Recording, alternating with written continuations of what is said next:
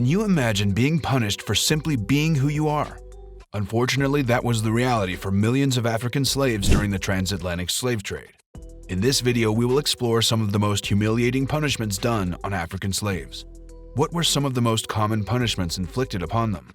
Imagine being an 8-year-old African boy in the 18th century, kidnapped from your home, and forced onto a ship to be sold as a slave. That was the tragic fate of Olaudah Equiano and thousands of other children like him. Packed tightly below deck, stripped and chained, they were treated as cargo rather than human beings. For months, they endured unbearable conditions, with little space to move or breathe. The crew subjected them to torture, diseases were rampant, and suicide attempts were common. These floating graves were a breeding ground for death, emitting a putrid odor that sailors could smell from afar. At least 1 in 5 African slaves did not survive each voyage, and the largest ships were capable of transporting more than 600 slaves at a time.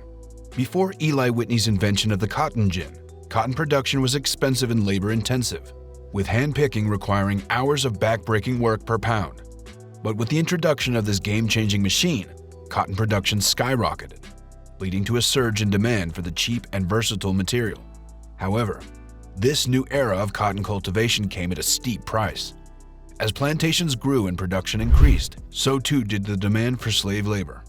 The cotton gin may have revolutionized the industry, but it also perpetuated the brutal institution of slavery, with the number of enslaved workers jumping from 700,000 to over 3 million in just a few short decades.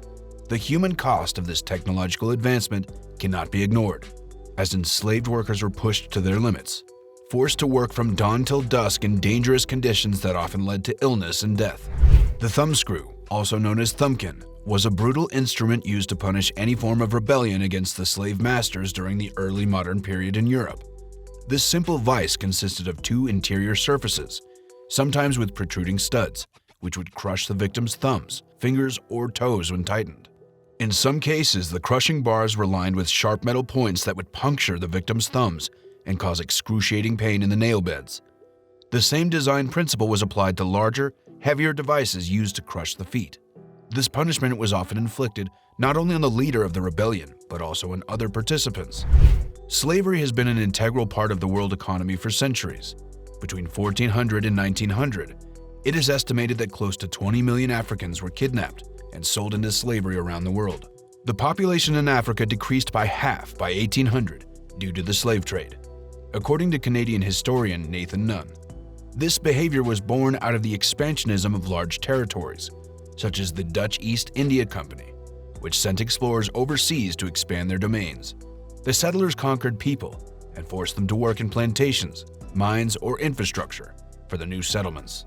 For 200 years, Portugal had a monopoly on the slave trade, responsible for transactions with more than 4.5 million Africans, although the figure could be much higher due to a lack of records in the 16th century. The impact on African peoples was enormous, disintegrating entire regions and affecting the economy of many others. Mask. When slaves attempted to escape and were recaptured, their masters would often punish them severely. One particularly cruel punishment involved fitting a tin mask over the slave's face with only small breathing holes. The slave would then be forced to perform gruesome and degrading tasks, which often led to self-harm or lifelong scarring. Blade. As a punishment for theft, slaves were subjected to having their hands cut off by their masters. The intention was to keep the victim alive to suffer from excessive blood loss and excruciating pain. This was also meant to deter others from committing theft. Piercing. This torture method involved making an incision in the victim's ribs and inserting hooks into the openings. The slaves were then suspended from the walls, causing excruciating pain and a slow death. Neck collar. Slaves were punished for any wrongdoing by having a metal collar placed around their necks as a reminder of their misbehavior. These collars often had spikes protruding from them, making it difficult for the slaves to attend to field work and preventing them from getting proper rest. As a result, they often suffered injuries from wearing the collar. Iron muzzle, also known as the iron helmet. This instrument was initially used in Scotland to publicly shame women. It was later used to silence slaves who were deemed to talk excessively or loudly. The muzzle covered the face, except for the eyes, and had holes for breathing. However, it made eating impossible, leading to starvation and dehydration. Wooden collar. Any wrongdoing was punished with a wooden collar being placed around the necks of the slaves to remind them of their misbehavior. This type of collar was considerably more debilitating than the metal one. as the two heavy planks joined together to form the hole in the middle for the wearer's head. It prevented any sort of movement and made resting nearly impossible due to its weight. The wearer was often punished in public with their misdeed and the duration of the punishment displayed in their vicinity, making it a very disgraceful form of punishment. The brutal and inhumane treatment of slaves in the past is a shameful part of human history. Many punishments were inflicted upon them to maintain control and instill fear. Whipping and raping were among the most common and well-known punishments. Slaves were regularly whipped and frequently raped, and their rights were so restricted that they couldn't even be witnesses in cases involving white people. They were often sold as commodities, and families were frequently split up. Slaves were beaten until they became unconscious and denied medical treatment for serious injuries. Masters also denied slaves education to prevent them from becoming rebellious and attempting to escape.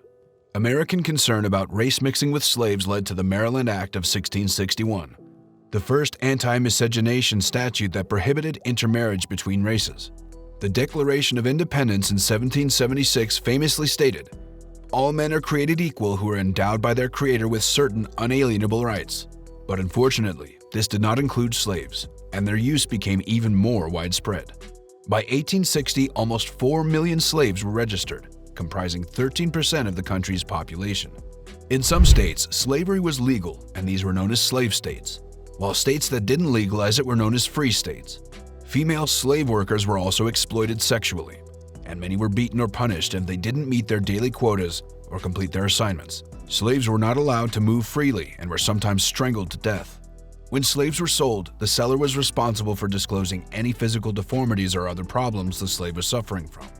The American Civil War was fought between the North and the South over the issue of giving equal rights to slaves. The North believed in giving equal rights, while the South believed it was against their constitutional rights. The war was a turning point in American history, leading to the eventual abolition of slavery and the recognition of basic human rights for all people, regardless of their race or background.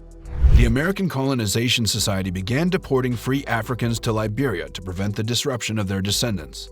The American Civil War began in 1861 to maintain the United States of America as a single territory, since the south of the country, under the guise of protecting rights, wanted to secede to continue enslaving dark-skinned people.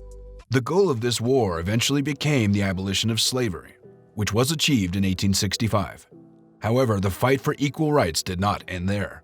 In 1868, the 14th Amendment was enacted, granting African Americans the right to vote and birthright citizenship.